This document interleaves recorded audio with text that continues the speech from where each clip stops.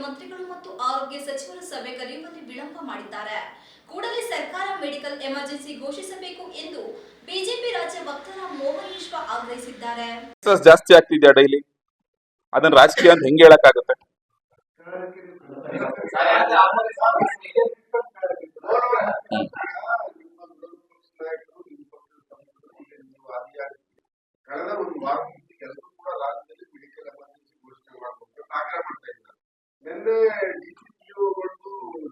ಪತ್ರಿಕಾಗೋಷ್ಠಿಯಲ್ಲಿ ಬುಧವಾರ ಮಾತನಾಡಿ ಜಿಲ್ಲಾ ಉಸ್ತುವಾರಿ ಸಚಿವ ಕೆಎನ್ ರಾಜಣ್ಣ ಜಿಲ್ಲೆಯ ಸಮಸ್ಯೆಗಳ ನಿವಾರಣೆ ವಿಫಲರಾಗಿದ್ದು, ಇತ್ತೀಚೆಗೆ ಹಾಸನಕ್ಕೆ ಭೇಟಿ ನೀಡಿ ಡೆಂಗ್ಯೂ ಪ್ರಕರಣದ ಬಗ್ಗೆ ಸಭೆ ನಡೆಸುವ ಬದಲಾಗಿ ವೈಯಕ್ತಿಕ ಕಾರ್ಯಕ್ರಮ ಮುಗಿಸಿ ತೆರಳಿದ್ದಾರೆ. ಇನ್ನು ಆರೋಗ್ಯ ಸಚಿವ ದಿನೇಶ್ ಗುಂಡೂರಾವ್ ತುರ್ತು ಪರಿಸ್ಥಿತಿ ನಿಯಂತ್ರಿಸಲು ವಿಫಲರಾಗಿ ಈಜುಕೊಳದಲ್ಲಿ ಆರಾಮಾಗಿ ವಿಶ್ರಮಿಸುತ್ತಿದ್ದಾರೆ.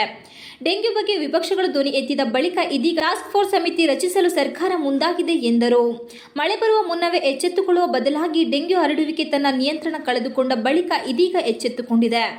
ಕೆಲ ಸಚಿವರು ಕೇವಲ ಸಮುದಾಯಕ್ಕೆ ಅನುಗುಣವಾಗಿ ಡಿಸಿಎಂ ಕೇಳುವ ಮೂಲಕ ರಾಜಕೀಯ ಕೆಸರು ಎರಚಾಟ ಮಾಡುತ್ತಿದ್ದಾರೆ ಎಂದು ದೂರಿದರು. ಇದುವರೆಗೂ ರಾಜ್ಯದಲ್ಲಿ 7,547 ಪ್ರಕರಣಗಳು ದಾಖಲಾಗಿದ್ದು 9 ಮಂದಿ ಸಾವನ್ನಪ್ಪಿದ್ದಾರೆ.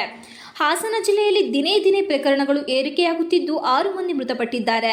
ಸಣ್ಣ ಮಕ್ಕಳೇ ಹೆಚ್ಚಾಗಿ ಡೆಂಗ್ಯೂಗೆ ತುತ್ತಾಗಿದ್ದಾರೆ. ಜಿಲ್ಲೆಯ ಜನರ ಆರೋಗ್ಯದ ಬಗ್ಗೆ ಕಾಳಜಿ ವಹಿಸದೆ ರಾಜಕೀಯ ಮಾಡಿಕೊಂಡು 3 ಉಪಮುಖ್ಯಮಂತ್ರಿಗಳು ಬೇಕೆಂಬ ಬೇಜವಾಬ್ದಾರಿ ಹೇಳಿಕೆಯನ್ನು ನೀಡುತ್ತಾ ಸಮಯ ವ್ಯರ್ಥ ಮಾಡುತ್ತಿದ್ದಾರೆ. ಹಾಸನ ಜಿಲ್ಲಾಡಳಿತ ವತಿಯಿಂದ ಕನಿಷ್ಠ ಪಕ್ಷ ಮನೆಗಳಿಗೆ ಸೊಳ್ಳೆ ಪರದೆ ನೀಡುವ ಕೆಲಸವನ್ನು ಮಾಡಿರುವುದಿಲ್ಲ. ಕಾಂಗ್ರೆಸ್ ಸರ್ಕಾರ ಅಧಿಕಾರಕ್ಕೆ ಬಂದ ದಿನದಿಂದಲೂ ಭ್ರಷ್ಟಾಚಾರ, ಹಗರಣ, ಶೂನ್ಯ ಅಭಿವೃದ್ಧಿಯೊಂದಿಗೆ ರಾಜ್ಯದಲ್ಲಿ ಕಾಣುತ್ತಿದೆ ಎಂದು ಗಂಭೀರವಾಗಿ ದೂರಿದರು. ಜವಾಬ್ದಾರಿಯುತ ಸ್ಥಾನದಲ್ಲಿರುವ ಆಳುವ ಸರ್ಕಾರದ ಜನಪ್ರತಿನಿಧಿಗಳು ಡೆಂಗ್ಯೂ ಬಗ್ಗೆ ಮುಂಜಾಗ್ರತಾ ಕ್ರಮ ಕೈಗೊಳ್ಳುವ ಬದಲಾಗಿ ಒಬ್ಬರ ಮೇಲೆ ಮತ್ತೊಬ್ಬರು ಕಾಲು ಎಳೆಯುವ ಕೆಲಸ ಮಾಡಲಾಗುತ್ತಿದೆ. ದಲಿತರಿಗೆ ಸೇರಿದ 11,000 ಕೋಟಿ ಹಣವನ್ನು ಬೇರೆಡೆಗೆ ಬಳಸಿಕೊಂಡರು. ವಾಲ್ಮೀಕಿ ನಿಗಮದ ಹಗರಣವನ್ನು 187 ಕೋಟಿ ದಲಿತ ಹಣವನ್ನು ಲೂಟಿ ಮಾಡಿದರು. ಬಿಜೆಪಿಯ ಹೋರಾಟಕ್ಕೆ ಮಣಿದು ನಾಗೇಂದ್ರ ಅವರ ರಾಜೀನಾಮೆ ಪಡೆದರು. ಈಗ ಅವರನ್ನು ತನಿಖೆಗೆ ಒಳಪಡಿಸಲು ಮೀನಾಮೇಷ ಎಣಿಸಿ ಈಗ ತನಿಖೆ ಒಳಪಡಿಸಿದ್ದಾರೆ ಎಂದು ಆಕ್ರೋಶ ವ್ಯಕ್ತಪಡಿಸಿದರು. ಕಾಂಗ್ರೆಸ್ ಸರ್ಕಾರ ಅಧಿಕಾರಕ್ಕೆ ಬಂದ ಬಳಿಕ ಕೇವಲ ಹಗರಣಗಳನ್ನು ಮಾಡುವ ಮೂಲಕ ಅಭಿವೃದ್ಧಿ ಬಗ್ಗೆ ಗಮನ ಹರಿಸುವಲ್ಲಿ ವಿಫಲರಾಗಿದ್ದಾರೆ. ಇನ್ನು ಜಿಲ್ಲೆಯಲ್ಲಿ ಕಾಡಾನೆ ಹಾವಳಿ ಕೂಡ ಹೆಚ್ಚಾಗಿದ್ದು, ಕಾಡಾನೆ ಹಾವಳಿ ನಿಯಂತ್ರಣಕ್ಕೂ ಯಾವುದೇ ರೀತಿಯ ಕ್ರಮ ಕೈಗೊಂಡಿಲ್ಲ ಎಂದು ತಮ್ಮ ಅಸಮಾಧಾನವನ್ನು ವ್ಯಕ್ತಪಡಿಸಿದರು. ಪತ್ರಿಕಾಗೋಷ್ಠಿಯಲ್ಲಿ ಆಲೂರು ಸಕಲೇಶಪುರ ಕ್ಷೇತ್ರದ ಶಾಸಕ ಸಿಮೆಂಟ್ ಮಂಜುನಾಥ್, ಬಿಜೆಪಿ ಜಿಲ್ಲಾ ಪ್ರಧಾನ ಕಾರ್ಯದರ್ಶಿ ಅಮಿತ್ ಶೆಟ್ಟಿ, ಗಿರೀಶ್, ರಾಜ್ಯ ಯುವ ಮೋರ್ಚಾ ಉಪಾಧ್ಯಕ್ಷ ಹರ್ಷಿತ್, ನಗರಾಧ್ಯಕ್ಷ ಮಂಜು ಇತರರು ಉಪಸ್ಥಿತರಿದ್ದರು.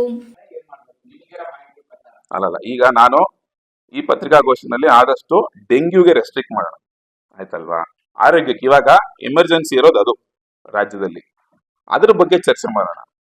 ಅದ್ರ ಬಗ್ಗೆ ಸರ್ಕಾರ ಏನೇನ್ ಕ್ರಮ ಕೈಗೊಳ್ಬೇಕಿತ್ತು, ಏನ್ ಕೈಗೊಳ್ಳಿಲ್ಲ, ಮುಂದೇನ್ ಕೈಗೊಳ್ಬೇಕು, ಅದ್ರ ಬಗ್ಗೆ ಮಾಡೋಣ. ಇದ್ರಲ್ಲಿ ರಾಜಕೀಯ ಮಾಡೋದು ಬೇಡ.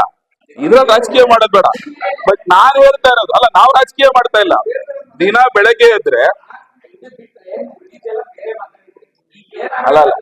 ದಿನ ಬೆಳಗ್ಗೆ ಆದ್ರೆ ನಾನು ಹೇಳದ್ನಲ್ಲ, ಜಿಲ್ಲಾ ಉಸ್ತುವಾರಿ ಸಚಿವರು ಕ್ರಮ ತಗೊಳ್ಬೇಕಷ್ಟೇ. ಎಷ್ಟು ಬೇಕಾಗುತ್ತೋ ಅಷ್ಟು ಬೇಕು.